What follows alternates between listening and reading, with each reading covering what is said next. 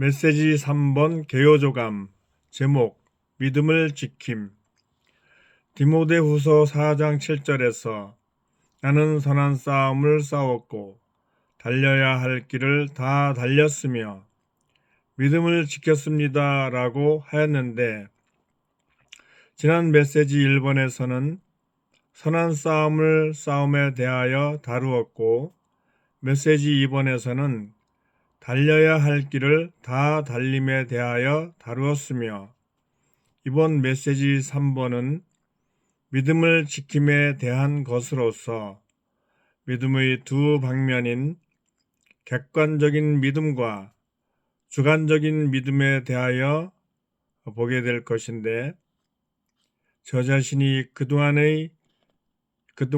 믿음의 이러한 두 방면에 대해 들었었을 때 다소 복잡하고 아리송하게 느꼈던 기억이 있어서 제 나름대로 이해하기 쉽게 풀어보겠습니다. 믿음이라는 단어는 회복력 구약 성경에서는 하박국에 딱 한 번 나오지만, 신약 성경에서는 마태복음부터 계시록에 이르기까지 230번 정도 나옵니다. 이것은 믿음이라는 단어로만 검색했을 때이고, 믿음과 관련 있는 단어까지 합치면 더욱더 많은 숫자가 나올 것입니다. 그만큼 믿음이라는 주제는 하나님의 신약 경륜에서 대단히 중요하게 다루는 항목이라고 할 수 있습니다. 예를 들자면 대통령이 대국민 담화문을 발표할 때 무슨 단어가 몇 번 사용되었는지에 따라 어떤 정책을 펼치려고 하는지 알 수 있는 것과 유사하다고 하겠습니다. 여기서 믿음이라는 단어의 사전적인 의미는 믿는 마음, 당연하게 여기는 것, 당연하게 받아들이는 것, 신성한 존재를 신뢰하고 복종함 등의 뜻을 가지고 있습니다. 유사한 단어로 신앙이 있습니다. 신앙은 믿고 받드는 일, 신뢰하고 복종하는 것 등을 의미합니다. 대개 일상생활에서 믿음은 신뢰, 신용, 확신 등의 단어와도 관계가 있습니다. 그렇다면 성경에서는 믿음을 어떻게 말하고 있습니까? 요한복음 1장 10절로 12절에서는 그분께서 세상에 계셨고 세상은 그분으로 말미암아 생겼으나 세상이 그분을 알지 못하였다. 그분께서 자기 땅에 오셨으나 그분의 백성은 그분을 받아들이지 않았다. 그러나 그분을 받아들인 사람들, 곧 그분의 이름을 믿는 모든 사람에게는 하나님의 자녀가 되는 권위를 주셨다 라고 하였고, 로마서 10장 9절로 10절에서는 그대가 입으로 예수님을 주님이라고 시인하고 또 하나님께서 예수님을 죽은 사람들 가운데서 살리신 것을 마음으로 믿으면 구원을 받을 것입니다. 왜냐하면 사람이 마음으로 믿어 의에 이르고 입으로 시인하여 구원에 이르기 때문입니다 라고 하였고, 12절에서는 한 분 주님께서 모든 사람의 주님이 되시고 그분을 부르는 모든 사람에게 풍성하시다라고 말씀하고 있습니다. 그리고 히브리서 11장 6절에서는 믿음이 없이는 하나님을 기쁘시게 해드릴 수 없습니다. 하나님께 나아오는 사람은 반드시 그분께서 이시다라는 것과 그분은 그분 자신을 부지런히 찾는 사람들에게 보상을 해 주시는 분이시라는 것을 믿어야 합니다. 그리고 계시록 3장 20절은 보아라, 내가 문 밖에 서서 문을 두드린다. 누구든지 나의 음성을 듣고 문을 열면 내가 그에게 들어가 그와 함께 먹고 그는 나와 함께 먹을 것이다 라고 하였습니다. 위 구절들을 통해서 볼 때 우리의 믿음의 대상이신 주님은 우리 밖에서 우리 안으로 들어오기를 원하십니다. 우리가 마음을 열고 생명 주는 영이신 그분을 받아들이면 우리 마음 안에 우리를 든든하게 해주고 확신을 주는 뭔가가 생겨나는데 그것을 우리는 믿음이라고 부릅니다. 그리고 우리 안에 이러한 믿음이 생겨나기 위해 우리 밖에 무언가 우리의 믿음의 근원이 되는 믿음의 대상이 있습니다. 우리 밖에 있는 믿음의 근원, 믿음의 대상, 믿음의 내용이 우리 안에 들어와서 우리 자신 각자의 믿는 행위가 되는 것입니다. 간단히 말하자면 우리 밖에도 믿음이 있고 우리 안에도 믿음이 있는데 우리 밖에 있는 믿음은 객관적인 믿음이고 우리 안에 있는 믿음은 주관적인 믿음입니다.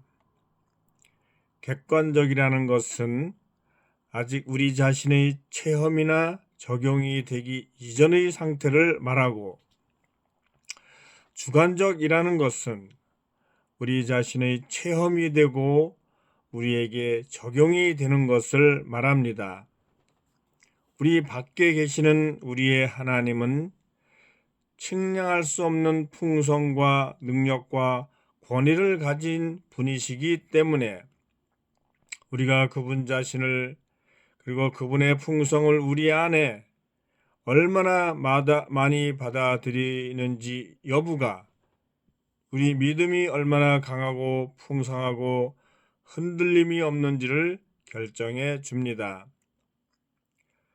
조금 유치해 보이는 비유를 한 가지 들어보겠습니다. 예전에 신내동 일대에 과수원이 많이 있었죠. 형제님들과 자매님들 집 바깥에 있는 큰 과수원에 여러 가지 과일들이 주렁주렁 탐스럽게 열려 있는데 안내문에 적혀 있기를 누구든지 와서 값없이 과일들을 따서 가져가십시오 라고 되어 있어서 과일들을 따서 집 안으로 가져왔다면 집 밖에도 과일들이 있고 집 안에도 과일들이 있게 됩니다. 이와 같이 우리 밖에 믿음의 대상, 믿음의 내용이 되는 풍성한 어떤 것이 있으며 이제 우리의 할 일은 그것을 우리 안으로 받아들여서 우리의 소유가 되게 하는 일 뿐입니다. 즉 우리 밖에 있는 객관적인 믿음이 우리 안에 들어와서 우리 자신의 주관적인 믿음이 되도록 해야 합니다.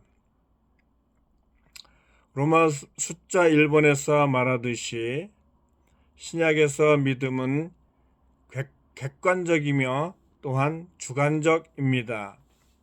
우리 바깥에 있는 믿음은 객관적인 믿음이고 그것을 우리가 받아들일 때 우리의 주관적인 믿음이 됩니다. 객관적인 믿음은 믿는 대상, 우리가 믿는 것들을 말합니다. 주관적인 믿음은 믿는 행위, 우리가 객관적인 믿음을 받아들이는 것을 말합니다. 우리가 믿고 받아들여야 하는 객관적인 믿음은 우리의 구원과 관련된 항목들로서 주로 그리스도의 인격과 그분의 일에 관련된 항목들입니다. 로마서 2번에서 바울 형제님은 믿음을 지켰습니다 라고 하였습니다. 여기에서 말하는 믿음은 객관적인 믿음일까요? 주관적인 믿음일까요? 디모데후서 4장 7절에서 나는 선한 싸움을 싸웠고 달려야 할 길을 다 달렸으며 믿음을 지켰습니다 라고 하였는데, 여기서 말하는 믿음은 얼핏 보면 주관적인 믿음, 즉 바울 형제님의 안에 형성된 개인적이고 주관적인 믿음처럼 보이지만 선한 싸움, 달려야 할 길, 믿음, 이 세 가지를 연관지어 생각해 볼 때 바울 형제님이 지키고자 한 것은 그가 다메섹 도상에서 회심한 이후로 일생 동안 전파한 것들과 관계 있다고 보는 것이 더 정확할 것입니다. 즉 바울 형제님이 남긴 서신서들을 통해 볼 때 형제님이 복음으로 전파하고 또 지키고자 한 믿음은 하나님의 신약 경륜 전체에 대한 가르침, 하나님의 신약 경륜 전체에 대한 믿음입니다. 즉 위에서 비유적으로 말한 과수원으로 말하자면 하나님의 신약 경륜 전체를 아우르는 믿음의 과수원이 오염되지 않고 훼손되지 않도록 힘써 지켰다고 하는 것이며, 그리스도와 교회에 관한 믿음, 즉 하나님의 체언이며 하나님의 비밀이신 그리스도와 그리스도의 몸이며 그리스도의 비밀인 교회에 관한 믿음을 지켰다고 하는 것입니다. 로마서 3번에서는 이제 우리가 바울 형제님처럼 믿음을 위하여 선한 싸움을 싸우라고 격려하고 있습니다. 이것은 믿음에서 벗어나는 것에 맞서 싸우는 것으로 하나님의 신약 경륜을 위해 선한 싸움을 싸우는 것입니다. 로마서 4번에서는 영원한 생명을 붙잡으라고 하였는데, 우리가 믿음을 위해 선한 싸움을 싸우려면 영원한 생명, 신성한 생명을 붙잡아야 합니다. 그럴 때 객관적인 믿음을 위하여 그리고 주관적인 믿음을 위하여 싸울 수 있게 됩니다. 로마서 5번에서는 우리가 합당한 그리스도인의 생활을 하기 위해 객관적인 믿음과 주관적인 믿음을 지킬 때 하나님의 경륜 안에 있는 신성한 풍성에 참여할 수 있음을 말합니다. 로마서 6번에서는 믿음의 비밀을 간직하기 위해 순수한 양심과 선한 양심을 가져야 함을 말합니다. 순수한 양심은 혼합된 것이 전혀 없는 순수하게 된 양심을 말합니다. 로마서 7번에서는 한 번만에 영원히 전달된 믿음을 위해 힘써 싸우도록 격려하고 있습니다. 이것은 사소한 교리적인 것들을 옹호하기 위한 것이 아니라 하나님의 새 언약, 새 유언장의 기본적이고도 중요한 문제들을 위해 싸우는 것을 말합니다.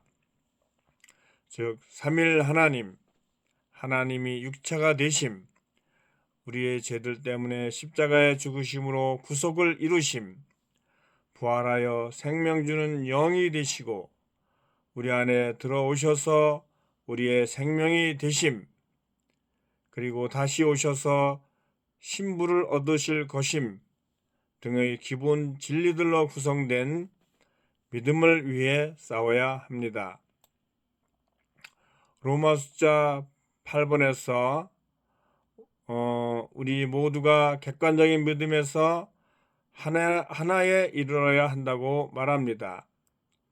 우리 안에 생겨난 주관적인 믿음의 분량은 제각각 다를 수 있지만 우리 밖에 있는 객관적인 믿음에서 하나에 이르러야 하는데, 그것은 우리가 하나님의 아들을 온전히 알기 위하여 오직 그리스도를 중심 삼고 그분께 초점을 맞출 때만 가능하게 될 것입니다.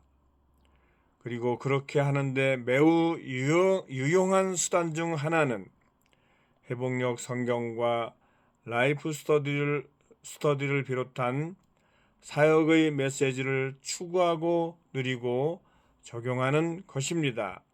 아멘. 마치겠습니다.